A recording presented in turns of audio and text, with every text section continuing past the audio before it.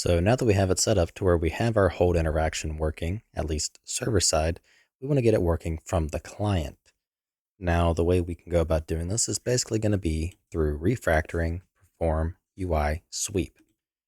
So ideally, I would like to kind of break this up into two functions, mostly because we do have, two separate things going on. We have the interaction, message, and we also have the actual hold, logic.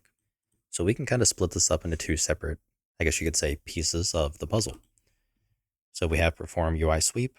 I want to kind of rename this to something more generic, such as, say, perform passive sweep, or let's just call it perform looping sweep, or maybe let's perform, looping sweep. And from here, let's go ahead and rename. We want to go ahead and add our additional, basically, functions.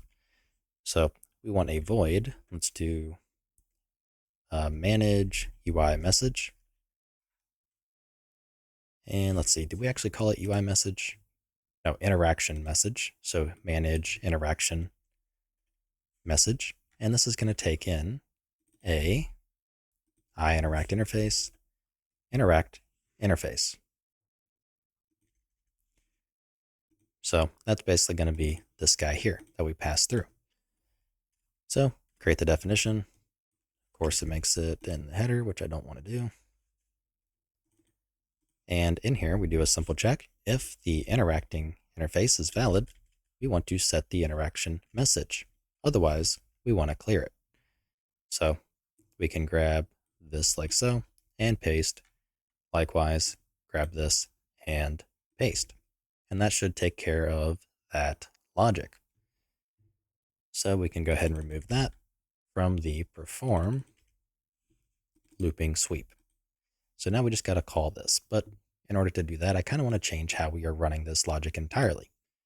So what I want to do, I don't really care too much about the perform sweep, the return. I just want to run the function. So basically, we're going to call the corresponding manage interaction message, and we're going to pass through basically the hit result casted. We don't care if it's valid or not. We just want to pass that through. So it's actually probably not a bad idea to actually store this. So interacting, screw, what am I doing? I can just copy and paste this and pass that through. So we perform our sweep, and we just pass the interacting interface that we may or may not have hit into the manage interaction message function. And like it says, this can actually be a constant, which is correct because we are not changing any members in it. So that makes it a little bit cleaner. So next up, we want to manage the actual held interaction logic. So same thing, we can just duplicate this and call it manage held interaction. And here we're going to do something pretty similar. We actually don't want this to be a constant because we are going to be modifying this value here. But we can simply call it by calling manage held interaction, passing in the interact interface. And then from here, we can basically just kind of more or less move this stuff over. So same thing, if the interact interface is valid, and otherwise, if it's not valid, we do different stuff. So if it is valid, we want to just check and see, is our duration interacting actor equal to the interact interface? And if it is, then, great, we're good to go. If it's not, we can basically just clear it like so. Then if it is not valid, we can, if it's not valid, we can simply set it to a null pointer and move on with our life. Now, we can also do this logic here together by doing an additional check, basically. So if the interact interface is valid and the duration interacting actor is valid, then we want to know, simply are these two equal? Because if they're not equal, we don't care because we're already jumping out of this into the else. So we can remove this else logic from there.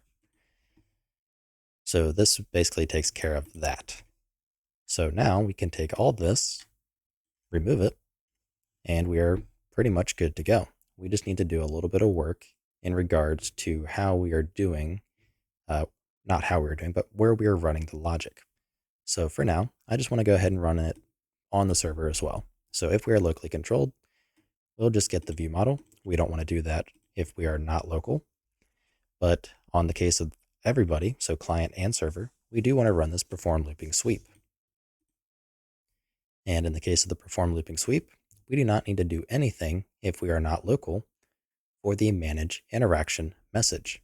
So in here, simple check, if is locally controlled, then we run the logic. Otherwise, we just don't want to do anything. So, yeah, that is pretty much the entire thing refactored. So let's close out of the editor and give this another try. Okay, once we are back in the editor, let's first off check if standalone is working. So we have our normal interaction we can buy.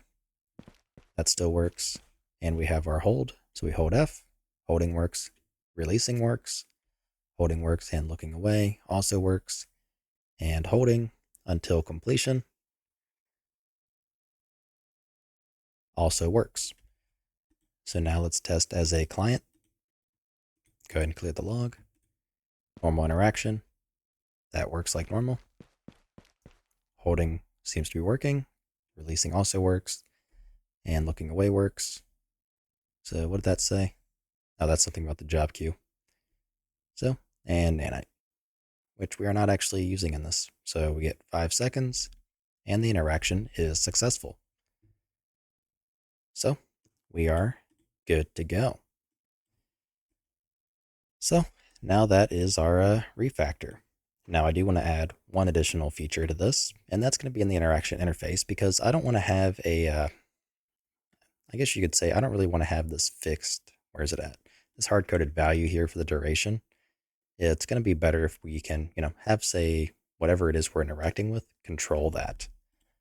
So let's go over here and go ahead and make a new function. It's going to be a float. And let's call it get interaction duration. And this will just return, 5 by default. So let's go to our barricade, override it to make sure it works. So get interaction duration, and we want to return,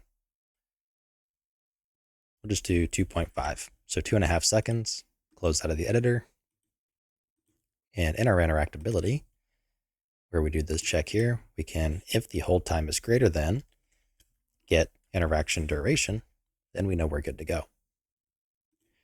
So go ahead, recompile, relaunch, and now we should have pretty much completed our new hold interaction system. Okay, so back in the editor, now we should be getting to about 2.5 seconds for the interaction. So we start holding, 1, 2, 2.5, and it is done. So we have our hold interaction in place, and everything seems to be working well. So now we can just go ahead and remove the logs there. And last one, and we are good to go. So that is going to be all for this video, and I will see you in the next one when we start tying this in more into our Revive system. If you like what I'm doing and you want to help support me, you can find a link to my Patreon in the description below, where you can also get early access to this entire series.